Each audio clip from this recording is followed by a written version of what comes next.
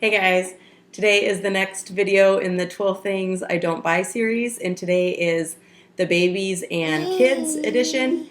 And I just want to say right off the bat, I understand that this video has the potential to offend some people because I'm basically noting things that I've seen other parents do that I personally don't choose for myself. And I mean no offense in this at all. These are just the things that I feel comfortable doing to raise my children.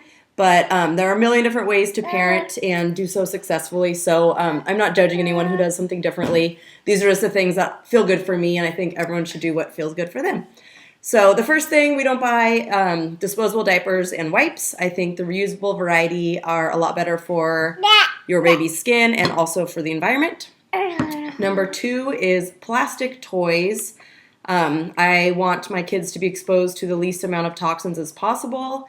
And I want to support companies who are doing the right thing. And I just, the early years is especially important in kids' development, and I want to keep their environment as pure as I can. Number 3 is electronic toys and also like gadgets, like, handheld, I don't know what, like baby iPads or something. I'm not really sure what they are. I like my kids to play with toys that use their imagination, and I really stick to the American. You're so loud. The American Academy of Pediatrics recommendation of no screen time at all until they're 2, and then very limited after that.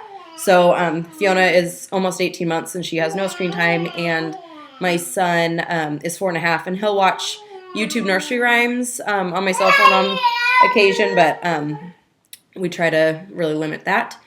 Number 4 is stuffed animals. Stuffed animals have tons of flame retardants inside of them, as if they were going to spontaneously burst into flames while your child is sleeping with them. So I get ones that are all organic inside and out, and Under the Nile makes really nice ones, and also a brand called Olives and Pickles. That one's Fiona's favorite. She has a dog from them. It's more like large and cuddly than the Under the Nile ones. Those are a little bit like smaller in size and like skinnier, but both really good brands. Number 5 is gender-specific toys. I have a son and a daughter, and I don't like to stereotype them into like Fiona should be playing with like girl things like dolls and kitchens, and Finley should be playing with boy things like balls and trucks. My kids play with all of those things, and they all enjoy it, and I think that's really good for their development to be able to express themselves however they want to. Number 6 is Princess Anything, and I don't think it's good for either gender to have that idea that women are weak and need a man to save them. And I know some people think that I'm like reading in too much to that, but I just think that the messages we send our kids are important, and I want both of them to grow up realizing that women are strong and can do the same things that men can do. So I'm just like completely anti-princess messages in any form. Number 7 is a lot of clothes. Kids only, like wear their clothes for a brief amount of time before they grow out of them. So they don't need like 9 million things, neither do adults. So I just keep their wardrobes small, do their laundry once a week, and we just use all the clothes. I remember when Finley was a baby and we just got so much stuff and we just like kept everything. It was like he wouldn't even wear all that stuff. It's like crazy how many clothes kids can accumulate. So I like small wardrobes for them. Number 8 is similar, multiple pairs of shoes.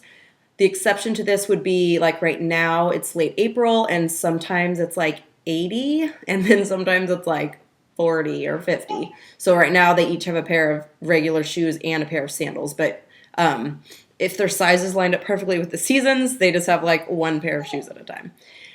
And number 9 is unethical clothing. A lot of clothes is made in really horrible working conditions for people in sweatshops, and I don't want to support that. So I purchase a lot of their clothes secondhand or from companies that I know that are making ethical clothing. Number 10 is baby purees. With my son, he did purees, and I just made them myself. I found that to be a lot more cost effective, but also it's better for your baby because the food isn't heated to such a high temperature to make it shelf stable, so you don't lose all those vitamins and minerals.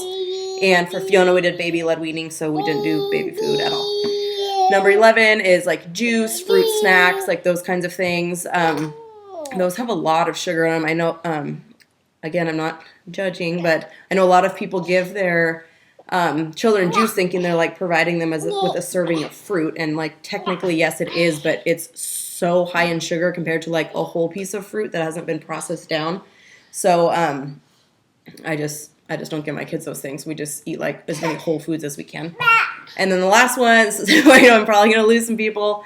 Number 12 is fast food, meat, or dairy. This is something that I'm really passionate about, and I know that I am like the minority in this, but it's really important to me. I don't want to support fast food companies. That's, in my opinion, that is like not real food. And meat and dairy is like a whole nother thing that has like a lot of ethical things for me and environmental things for me and health things for me. And I plan on speaking more on that topic in future videos. But yes, there are times when like we're really tired and we don't want to cook, and like I totally get that. But I think there are like ways that you can do things that are easier. Like if we, for example, excuse me, like I'm not even gonna give an example. I have like silly examples. I don't know. I just don't do it. That's all. So anyways, thanks for watching and hanging with me, and I hope you have a good day. All right, bye.